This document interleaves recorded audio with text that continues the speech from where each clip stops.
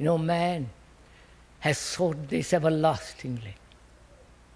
I don't know if you have gone into it. I do not know if you have gone into yourself very deeply. Because you are the history of mankind. You are the essence of mankind. And if you know how to read that book, you don't have to read any other book in the world. Apart from technological books or something or other.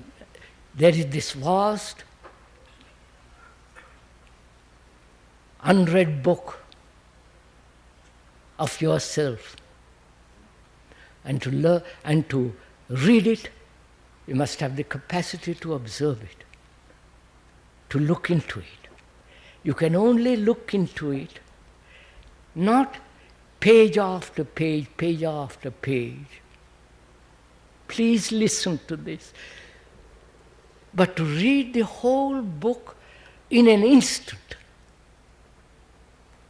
And you can do that if there is no observer or the reader reading a book. You've got it. That is, the book is yourself. And the reader is that which he is reading.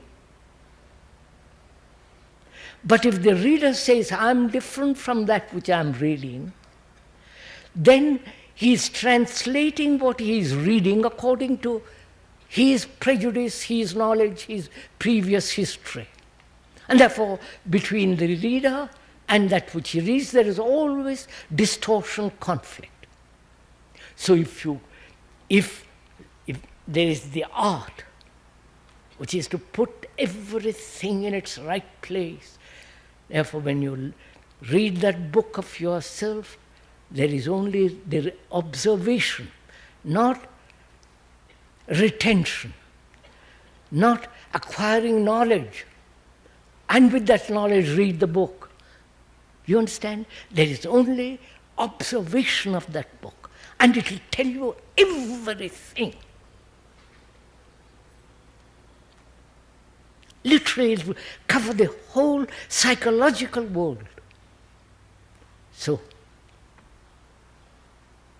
the ending of life, which is our daily life, of which you are so frightened, because we want something permanent. You understand? And we think the me is permanent. Right? The me identified with the house. The house is permanent, semi-permanent.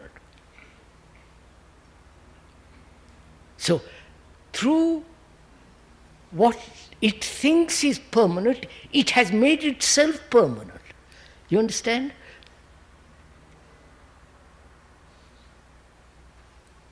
So, that has become our greatest illusion, that I am permanent.